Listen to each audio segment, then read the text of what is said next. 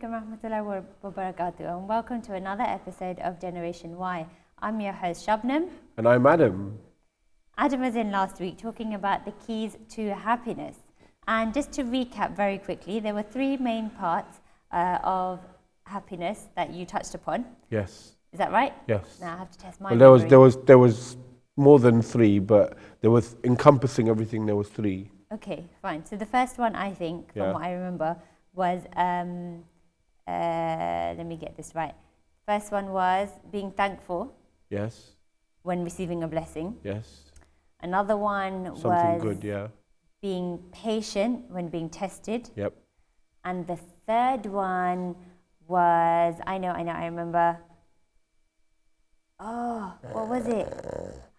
Wait, don't tell me. Being patient, being grateful, and upon sinning, being repentful. Okay, yeah. So basically, got it. In the generalist context, yeah, when you do something wrong, put up your hands and say, I've done something wrong. Whether it be in front of other people, whether you're being on the prayer mat, whether you're whoever you're in front of, being humble is very important. And remind me these things, how are they going to tie into the keys of happiness? How are they? So if I say being patient when being tested, yeah. Why is that a key to happiness? Because you're not in control of the things that are happening around you, right? You're not in control of things that are happening around you. So if you're not in control, yeah, and you know that something else is controlling that, yeah, and being a Muslim, you know that Allah is one, He controls everything, God controls everything around you, and you have not the power to control that, yeah? Let go, leave it up to Him, trust Him, leave it. Do you know what that reminds me of? The verse that we read actually quite frequently, the last two ayahs of Surah AlBaqarah, yeah. Where there's that dua actually in there, and if you don't know, always read it before you go to bed. It's very, very beneficial. Just the last two ayahs of Surah AlBaqarah. And in there is that dua where it asks Allah not to test you any more than you have the strength to bear. Yes. And I think knowing that you will never ever be tested beyond what your strength or ability physically, mentally is, as long as you know that you're going to be tested within those bounds, you're going to come out the other end. Yeah, the way I see it is you've got to have a mindset, right? That mindset needs to be there. So, if your mindset is of such that you know that, okay, I'm being tested here, I'm going through a bit of a hard time, and I don't know what to do, I'm stuck, yeah? And you feel stressed, you're pressurized, you don't want to talk to anyone, you're very snappy, you sometimes might be insular, you might seclude yourself away from people, hide in your room, whatever. It's about mindset, changing the way you look at things so the things you look at change, right? So you're going to go and think to yourself, okay, I know that whatever I'm given, I'm only given what I can bear, yeah? So I'm not going to be given something that's going to crack me as a person and totally destroy me, yeah? Yeah. Right? That's number one. Number two, I know that Allah is one, yeah? He's the absolute, yeah? And He controls everything around me. Nothing happens. You can't even get out of bed without Him saying. You can't even step out of your house without Him saying so. A fly cannot come into that without His command. If you're thinking on that level, yeah, that it's not in your control, nothing around you is in control. You don't own anything. Everything belongs to Him. It's that dua when people die, yeah? Or when you lose something, yeah? That we come from Allah and we go back to Him, yeah? But that doesn't mean that you just sit around and you just wait for things to happen. No, of course not. When you say that, you're not in control of anything. We're in control of some things, as in we're in control of our actions. Well, the first thing you can do is have that right thought process, right? The next thing you can do is put a smile on your face. Yeah, because you know what I realised, that when sometimes you're going through a bit of a tough time, it also gives you a moment just to sit back and think about what is actually happening around you. Yeah. So if you're like stuck in a difficult way, for example, you're used to taking a particular route into work or wherever it is you're going, and all of a sudden there's delay upon delay. You can panic, right? Yeah. And get really worked up and really angry. Or you could just be patient. And the minute you just think, okay, let me be patient, your mind just starts to clear. And then that allows you to think of other options and other routes that you could perhaps take. The way I see it is that we're very, very fast, or very quick, sorry, to just blame everything else around us. I'm late because someone was in the bathroom this morning. I'm late because, you know, someone took their time getting ready and I had to get out the house and you were in my way and blah, blah. I'm glad that's not me we're talking about here. I didn't say anything. I didn't say anything. Why are you even bringing this up? I don't know, it's just the way you gestured towards me. I'm just giving an example. I'm just giving an example. Okay. But yeah, so, you know, we're very fast to blame other things, right? What we need to do is, you know, if we're running late for work, yeah, and something, let go. Let's say, you know what, I can't do anything about this. But then you need to ask yourself, where it comes to action, action, you need to ask yourself, did I get up or did I press the snooze button 10 times on the clock? I think the snooze button is the worst invention that man has come up with. If you snooze, you lose. That's it, man. If you snooze, you lose. I think it's the worst invention man has come up with, or woman. I don't know who invented the snooze button. I have no idea. But you know what? I used to set. Load of rubbish. I remember setting 7 different times to wake up over the span of half an hour. Why would you want to break your sleep 7 times when you could just sleep and get up? It took me a while to realize that because I became really, really unhappy. Is that when you married me or before that?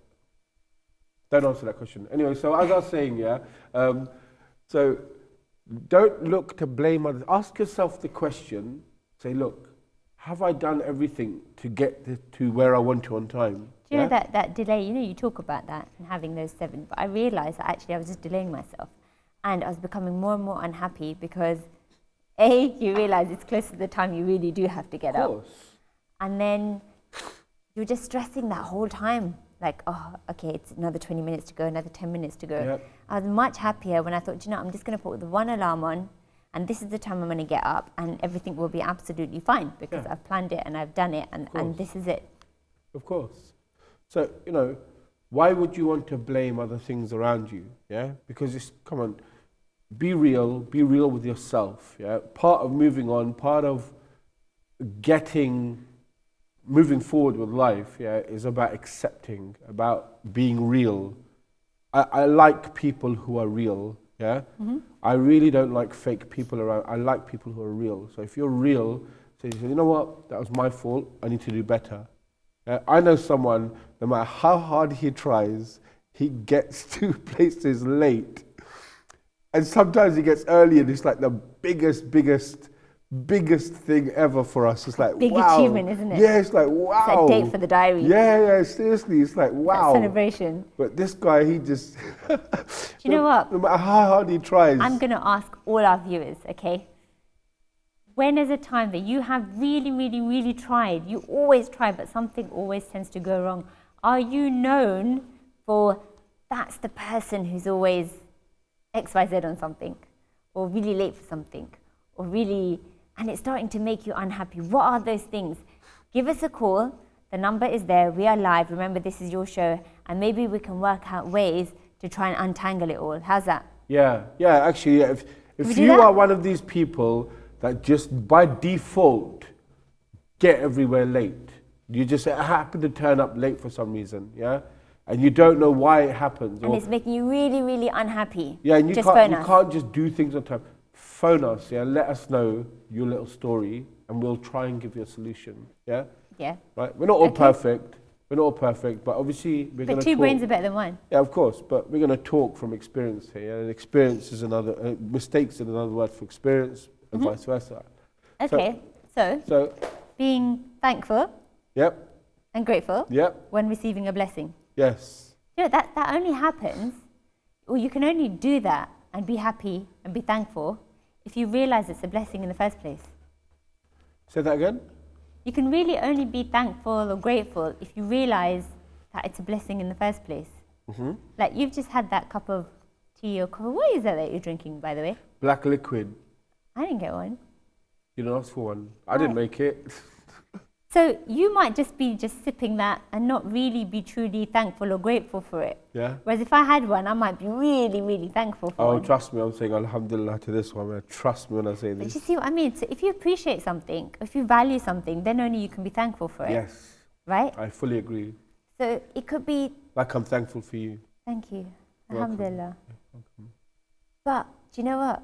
If you don't Sorry, realize, joke. it's so mean. Sorry, go on. Okay, so, but you know what? There's so many things that sometimes we're so stuck in a particular way of thinking or doing something in a routine way that we don't realize that all these blessings are just passing us left, right, and center. We never say thank you for them. No, we don't. We don't. We just tend to. Why is that though? Why do you think that is? Why do we miss things? No, but we miss the smallest things around us. You know, we can have a really tough day, yeah. But you know, it's just the smallest things you'll miss, like your mum making you food, yeah, or you know, your husband making you a cup of tea, or you know, your child smiling at you. Just the smallest things you can miss, and you know, the whole point of life is to enjoy what has been given to you. Yeah? Bask in its blessings, right? Is that right? Possibly. Basking in its blessings. Is that the right phrase? Maybe. Right English? Anyway, so look, just indulge the ambience of these blessings, yeah? Coming out with these fancy Reflect, words. I know, I like this. So look, you know what it is? Just enjoy life. You have one life, yeah? Do things within its boundaries, Within obviously, its within boundaries. decency and etiquette and manners and so on and so forth. But you have one life, and enjoy what's around you. You just got to look around you, open your eyes, because we can complain about so many things. Part of patience, yeah? Part of patience and being thankful and then having patience, saying okay, and vice versa. Yeah, I guess you can join the two. You just got to look around you. I'm not saying look at the stars and look at nature and like other people say But you these can cliches. do. But if you're that type of person, then great, yeah? Look at it. You But know. it's all linked. You know, when you do, I think it's important to reflect on all of that. Yeah, Because it takes you back to source a little bit as to the basics and how everything just fits in together. You're not on your own. Like what you do will affect something else, which will affect something else, which one day might affect, you know, the flower in your garden. Yeah, you know, putting it in a context that I think if you just notice that you have friends around you, yeah, you know that friendship thing around you is so important. That having that right network, just noticing that when you think that no one's there, I've got no one to talk to, and I touched upon this a few weeks ago. Remember? We're going to talk about that today, actually, in a bit more detail. Yeah, we are. So you know, I touched upon that when I said that. You know, you may have a friend, you just pouring your heart out to them, and then you turn around and say to them, everybody hates me now, and no one likes me, I seriously feel so alone. Someone said that to me after I'd spent half an hour listening to their woes. I'd say, do you know what? I'm out of here. Have a nice life. Bye. Yeah, really, I would. Because I'm gone. that's just saying, you've just spent all your time here. I get that. I know that, but you know what? It's not worth anything. But when you're in that state, you miss what's around you, which is why you have to politely remind them, look, you have people around you. I've like just me, sat who here. I've just sat here, so you're being really ungrateful to say no, one's don't been come sitting out harsh. You just break the person and make them cry. And then, there. So I just thought, you know, that's what you were trying you might as well to give get them a to. I was slap as going well while to you're fast at it forward and it. throw a mug at their head. But what I'm saying is that a bit harsh. well, words are very, very harsh. Yeah, so you got to be very careful when people are in a state of mind. You got to just kind of mollycoddle them, but makes them realize a few Not things. mollycoddle all the time. They're going to miss the boat.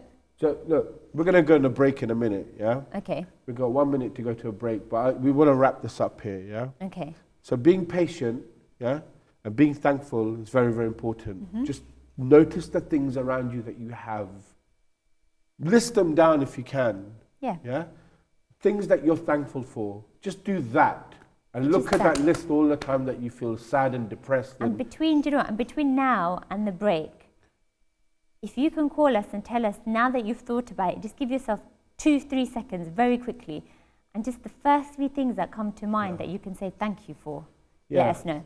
So look, join us after the break, where we're going to touch upon friendship, which is what I talked about. I think this is a very important subject. But yeah, so join us after the break and we'll get back to you with all of this.